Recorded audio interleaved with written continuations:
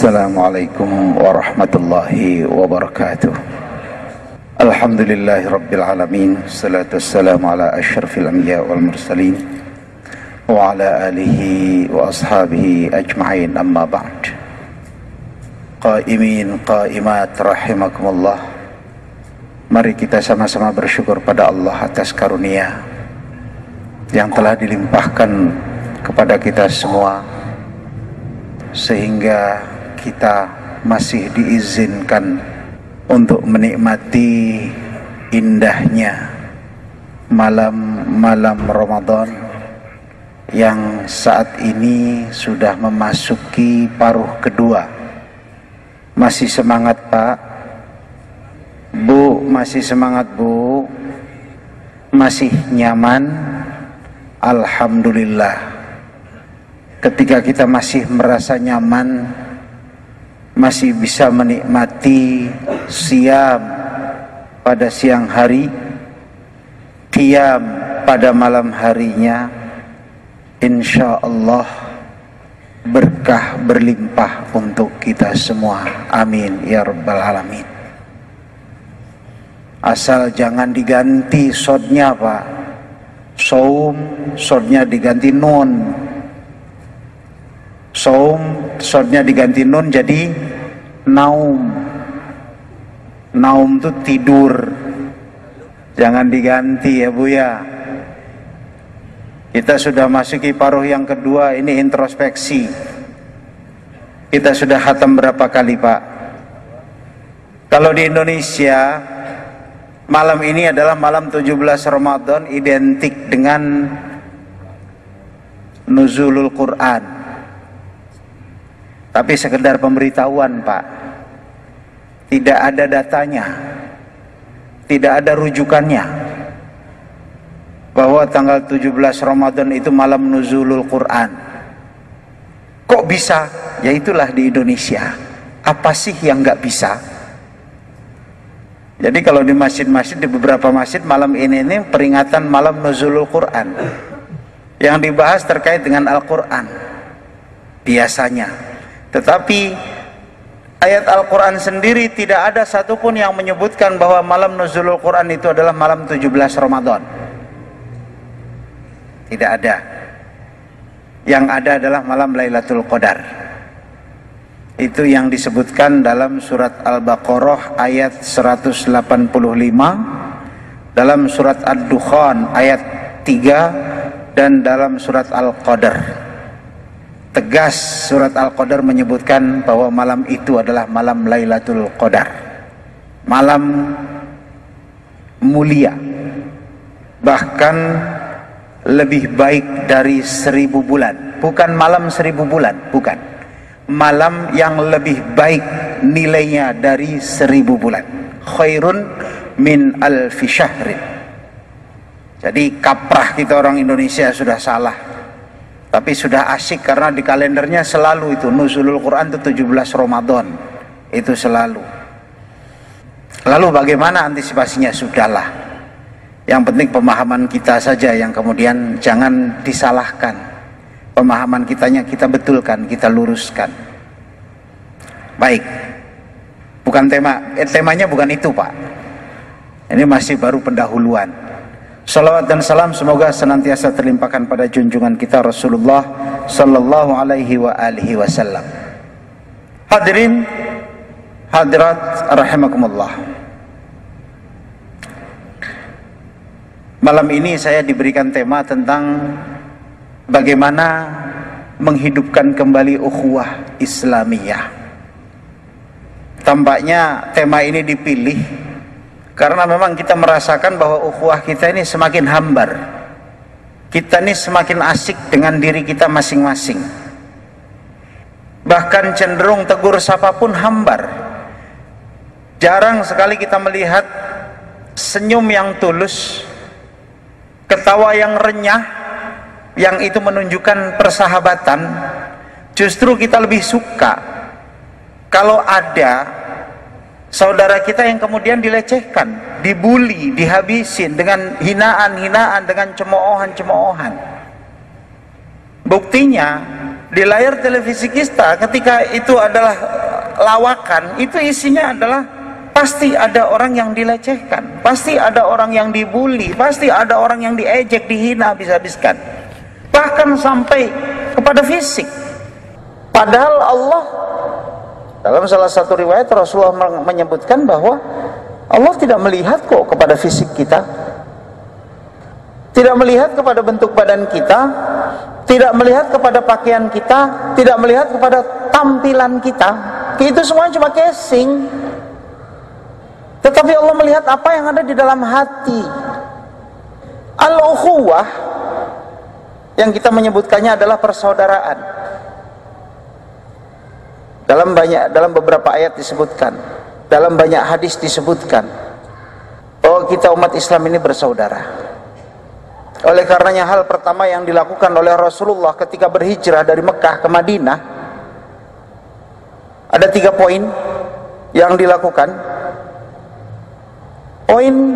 Salah satu poinnya dari 3 itu adalah at-ta'akhi, mempersaudarakan.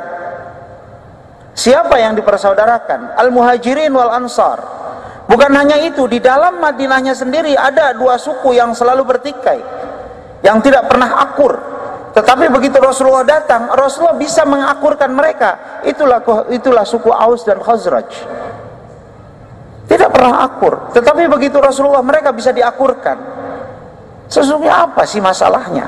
Seringkali permasalahannya nggak jelas. Kita bertikai, kita bermusuhan, kita berselisih paham, itu permasalahan yang nggak jelas. Permasalahannya seringkali bukan permasalahan prinsip. Hal-hal sepele kemudian bahkan saat ini kita sangat menyedihkan kita. Orang gampang sekali mengatakan takfir, mazhab takfiri, dikit-dikit kafir, dikit-dikit kafir, mengkafirkan saudaranya sendiri yang seiman. Na'udzubillah min dzalik. Itu yang terjadi di kita sekarang. Permasalahannya permasalahan sepele. Hanya karena beda kunut pada sholat subuh dikatakan beda. Hanya karena permasalahan tarawihnya ada yang 20, ada yang 8 dikatakan beda. Ada yang gara-gara takbirnya beda, sedekapnya beda, kemudian cara, itu semuanya hal-hal sepele yang sesungguhnya nggak perlu dipermasalahkan. Bandingkan dengan ketika masa Rasulullah dulu, Rasulullah luar biasa itu mempersatukan mereka.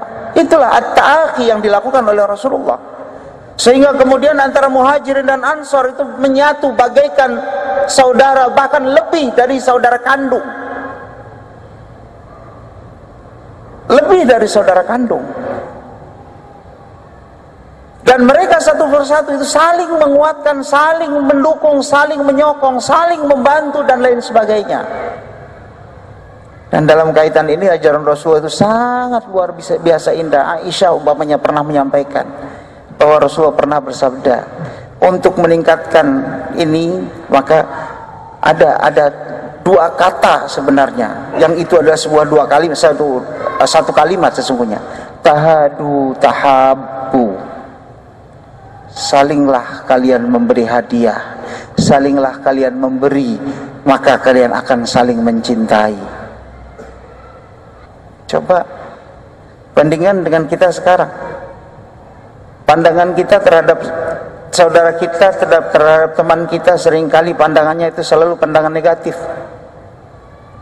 Ini yang dicoba sesungguhnya dengan terapi Ramadan, dengan terapi Siyam, dengan terapi Qiyam, itu kemudian dicoba untuk dihilangkan sedikit demi sedikit, sehingga kemudian dalam perintah puasa yang dalam surat Al-Baqarah ayat 183 kita semuanya tahu bahwa orang yang berpuasa itu dapat takwa. Emang orang takwa itu seperti apa? Ada beberapa rentetan ayat di dalam Al-Quran pada tempat-tempat yang terpisah-pisah, tetapi coba kita perhatikan dalam surat Ali Imran ayat 133. Coba kita perhatikan yang itu.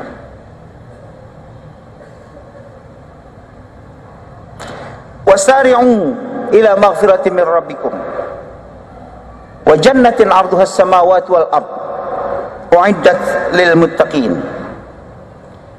Dan bersegeralah. Bersegera menuju apa? Menuju maghfirah. Wasari'u ila maghfiratin min rabbik, menuju maghfirah. Dan kita sekarang, bagi mereka yang membagi Ramadan itu menjadi 3, 10 hari yang kedua itu adalah maghfirah. Wa jannatin 'arduhas samawati wal ard, dan surga. Orang bertakwa jaminannya adalah surga. Coba kita lihat. Surga yang luasnya adalah setara, bukan setara. Arduha as-samawati wal ard, beberapa langit dan satu bumi. Langitnya ada beberapa. Kita meyakini langitnya ada 7 lapis. Seluas itu surga plus bumi. U'iddat lil muttaqin, yang disediakan untuk orang-orang yang bertakwa. Kita sudah melakukan puasa Ramadan pada siang harinya sebanyak 16 kali pada tahun ini. Dan qiyamnya insyaallah malam ini adalah yang ke-17 pada tahun ini. Pada tahun-tahun sebelumnya kita sudah berkali-kali Ramadan. Sudah berapa kali, Pak? Ada yang sudah 20 kali, ada yang sudah 30 kali, ada yang sudah 40 kali. Ada yang mungkin masih baru beberapa kali, tetapi tetap kita lebih banyak Ramadannya daripada Rasulullah. Rasulullah cuma 9 kali. Karena puasa Ramadan ini diwajibkan pada tahun 2 Hijriah. Dan Rasulullah wafat pada tahun 11 Hijriah.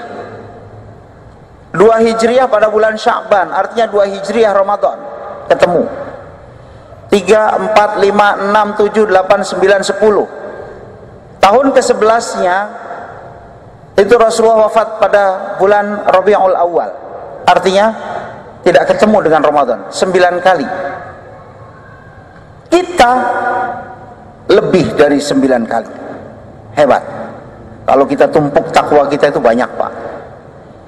Kalau kita sudah 20 kali saja, kalau takwa itu merupakan lempengan, maka kita sudah berapa lempeng itu kita tumpuk itu takwa kita itu. Artinya takwa kita harusnya lebih tebal. Tapi mari kita pertanyakan diri kita. U'iddat lil muttaqin, orang yang bertakwa pasti masuk surga. Cuma surganya sebelah mana kita nggak tahu. Luasnya seluas beberapa langit dan satu bumi. Kita seluas masjid ini saja nggak penuh kok. Baru memasuki hari yang ke-17, Pak. Bagaimana nanti hari ke-29? Jangan-jangan cuma tinggal 2 soft di depan ini. Inilah proses screening. Tetapi karakternya seperti apa terkait dengan ukhuwah itu? Coba kita lihat. Pertama, yang meningkatkan ukhuwah bagi orang yang bertakwa itu alladzina yunfiquna fis sarra'i wad dharra.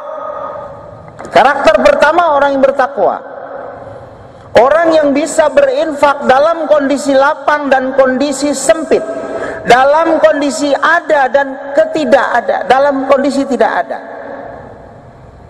Artinya sudah melekat di dalam diri kita bahwa infak itu adalah sesuatu yang sudah mendarah daging. Dalam kondisi ada atau tidak ada tetap berinfak. Bisa nggak kita itu? Ketika kita bisa berinfak, maka ukhuwah kita insya Allah kita akan semakin erat. Gap yang terjadi sekarang ini antara orang berada dan orang miskin itu kaitannya adalah dengan pendapatan, Pak, bukan berbeda pendapat.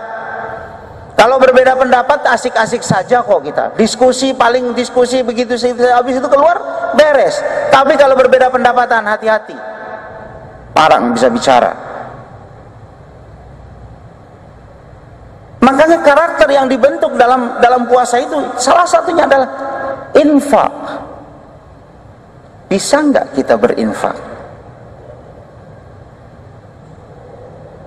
dalam situasi longgar maupun dalam situasi sempit? Yang kedua, karakter yang dibentuk melalui Ramadan untuk meningkatkan ukhuwah, wal kadhimin al ghaidha. Orang yang mampu meredam al-ghaidh, amarah, mampu menahan marah. Itu yang akan mendukung ukhuwah, itu yang akan menghidupkan ukhuwah. Jadi nggak ada lagi aina sukhti, nggak ada lagi mata yang melihat dengan perasaan marah, mata yang melihat dengan perasaan benci, mata yang melihat dengan perasaan hasad, mata yang melihat dengan perasaan iri, dengki. Tidak ada. Amarah diredam, cemburu hanya ada pada hal-hal yang baik, iri hanya pada hal-hal yang baik. Iri kenapa dia bisa tilawah, bisa pada pekan yang kedua ini sudah mengkhatamkan 2 kali. Kita harusnya iri dengan mereka dalam hal ini, bukan iri dalam hal tampilan, bukan iri dalam hal gadget. Sekarang kita semuanya sudah terlena dengan hal-hal seperti itu kemana-mana. Al-kadhimin al-ghaidha. Dan yang ketiga, karakter yang dibentuk melalui Ramadan, orang-orang yang bertakwa harus memiliki sifat wal afina 'anil nas, mampu memberi maaf. Maaf, mampu memberi maaf. Kita selalu berdoa, Allahumma innaka afuwun tuhibbul afwa fa'fu anna. Kita meminta kepada Allah. Apa sih al-afu itu? Ada beda maghfirah dengan al-afu. Maghfirah ampunan, al-afu maaf. Apa beda di antara keduanya? Maghfirah ampunan, kalau orang itu diampuni, itu kesalahannya diampuni, tetapi masih ada dalam catatan. Catatannya masih belum terhapus, Pak. Tetapi kalau al-afu, diampuni dan tidak ada catatan. Artinya kalau yang tadinya putih, bersih, putih kembali. Itu al-afu. Makanya kita memohon kepada Allah, Allahumma innaka afuwun tuhibbul afwa fa'fu anna. Jadi kalau bisa sih dua-duanya, maghfirah dan maaf. Dan ayat ini menyebutkan bahwa seorang yang bertakwa harus memiliki sikap pemaaf terhadap semua manusia. Ini yang berat. Ini yang berat. Dan tiga hal ini oleh Allah dikelompokkan menjadi satu kata. Itulah ihsan. Dan dalam akhir ayat ini disebutkan, wallahu yuhibbul muhsinin. Allah suka dengan orang-orang yang berbuat ihsan. Apa sih ihsan? Kita belajar dari hadis pertanyaan Jibril kepada Rasulullah tentang 4 hal. Salah satu hal yang ditanyakan oleh Jibril itu adalah mal ihsan. Apa sih ihsan? Setelah mempertanyakan iman, Islam, dan ihsan, baru yang ketiga, yang keempatnya nanti bertanya tentang as-sa'ah. Pertanyaan ketiga tentang al-ihsan. Apa jawaban Rasulullah tentang al-ihsan? Rasulullah menjawab, anta'budallah ka'annaka tarahu wa illam takun tarahu fa innahu yaraka. Mengabdi kepada Allah, saya tidak menerjemahkannya dengan menyembah, mengabdi kepada Allah, karena kalau menyembah itu cuma ibadah mahdoh saja. Kalau mengabdi itu semuanya, termasuk ukhuwah. Mengabdi kepada Allah seakan-akan engkau melihatnya, seakan-akan engkau melihat Allah. Tapi kalau tidak bisa juga seperti itu, maka yakinlah bahwa Dia melihatmu. Ini yang dicatat. Coba, bisakah kita melakukan sesuatu yang lebih ihsan? Ihsan itu berbuat lebih. Berbuat lebih kalau bahasa sederhana kita gitu. Dan 3 hal ini adalah merupakan karakter dari seorang yang bertakwa, dan itu semuanya adalah ihsan, berbuat lebih dari yang lain. Apa cuma itu karakter orang bertakwa? Tidak, ada satu lagi. walladzina idza fa'alu fahishatan aw dzalamu anfusahum dzakarullaha fastaghfaru lidzunubihim. Satu lagi karakternya, bila mereka berbuat fahisyah, berbuat sesuatu yang keji, atau mereka menzalimi diri mereka sendiri, maka mereka segera ingat kepada Allah, zikir, lalu beristighfar, memohon ampun kepada Allah Subhanahu wa ta'ala. Ini yang sulit, Pak. Ini kesulitan kita. Karena seringkali ketika kita berbuat salah, kita nggak sadar kalau kita berbuat salah. Tahu-tahu ketika akibatnya sudah terkena, baru kita sadar. Nggak segera. Dan untuk orang yang bertakwa, biasanya janji Allah dalam Al-Quran, ketika kita bertakwa, yaj'al lakum furqanan, maka Allah akan menjadikan di dalam diri mereka, di dalam diri kalian, orang-orang yang bertakwa, furqan. Mungkin kita bisa terjemahkan kata furqan itu dengan radar, dengan sesuatu yang bisa mendeteksi ketika suatu itu adalah merupakan sesuatu yang keji, atau suatu maksiat, atau suatu dosa. Maka ketika kita memiliki takwa, maka Allah akan memberikan sinyal itu tertangkap oleh diri kita, dan kita akhirnya menghindarkan diri dari itu. Itu hebatnya orang yang bertakwa. Jadi kalau dalam surat Al-Baqarah ayat 183, orang yang berpuasa dapat takwa, itu pasti. Tapi takwa yang mana? Ya, tapi kan takwa kan jaminannya adalah surga, betul. Tetapi takwa ada karakternya, ada karakteristiknya. Orang yang bertakwa harus A, B, C, D, dan seterusnya. Kalau masih belum ada, mari kita pertajam kembali. Mungkin ada yang salah dengan kita.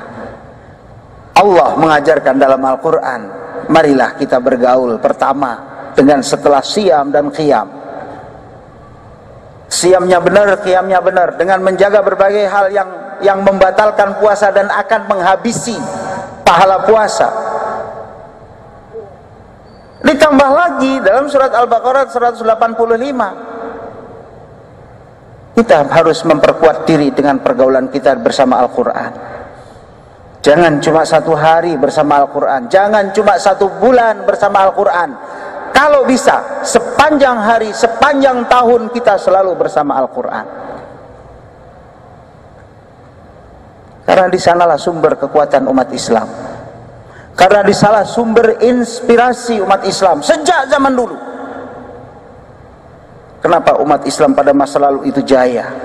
Kenapa kemudian persatuan umat Islam itu begitu berjaya, begitu hebat, bahkan ditakuti oleh semua musuh-musuhnya? Karena memang sudah terbukti Al-Quran yang membackup itu. Kalau kita sekarang merasa lemah, jangan-jangan memang kita jauh dari Al-Quran. Kalau kita sekarang ini merasa selalu dicemooh, selalu dilecehkan oleh umat-umat yang lain, jangan-jangan memang kita jauh dari Al-Quran. Jangan-jangan kita lebih dekat dengan buku-buku yang lain daripada dengan Al-Quran. Maka kalau kuncinya, kata kuncinya, kita memperkuat ukhuwah Islam, kita coba perdalam kembali apa yang ada di dalam Al-Quran, kita pelajari apa yang ada di dalam Al-Quran, kemudian kita lakukan, kita praktikkan. Kalau berbicara takwa saja, tadi kita sudah menyebutkan paling tidak ada 4 karakter seperti itu tadi. Bagaimana dengan yang lain-lain?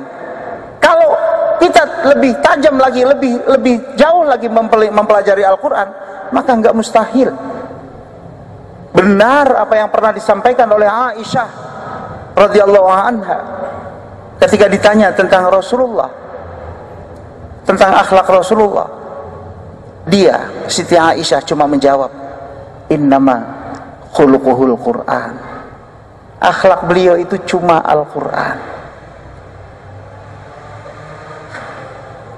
Hadirin jamaah salat Isya dan Tarawih rahimakumullah, yang perlu kita garis bawahi adalah mari kita introspeksi diri terkait dengan menghidupkan kembali ukhuwah. Banyak hal yang pelajaran-pelajaran yang disampaikan oleh Rasulullah, pelajaran-pelajaran yang disampaikan oleh Al-Quran tentang bagaimana kita merajut ukhuwah ini, bagaimana kita bersaudara dengan berlandaskan iman. Rasulullah mengajarkan banyak hal terkait dengan itu. Proses ta'akhi yang dicontohkan oleh Rasulullah, kemudian bagaimana Rasulullah mempersaudarakan banyak orang. Itu yang harus kita garis bawahi. Kemudian kita coba introspeksi diri, lalu kita terapkan dalam kehidupan kita sehari-hari. Senyum, coba. Itu adalah bagian dari ibadah mahdhah, ibadah ghairu mahdhah, ibadah kehidupan. Dan Allah senang ketika saudaranya, ketika hambanya dibuat senang oleh, sehingga dalam salah satu riwayat Rasulullah pun pernah menyampaikan, wallahu fi aunil abdi madamal abdu fi auni akhihi. Dan Allah akan selalu membantu seorang hamba bila hamba itu senantiasa membantu saudaranya. Marilah kita kuatkan ukhuwah kita, marilah kita tebar salam, marilah kita tebar senyum, marilah kita tebar silaturahim, sehingga dengan itu kita memperkuat barisan, sehingga barisan umat Islam ini semakin kuat. Ini saja yang ingin saya sampaikan. Mohon maaf atas segala kekurangan. Hadani Allah wa iyyakum ajma'in wal afu minkum. Wassalamualaikum warahmatullahi wabarakatuh.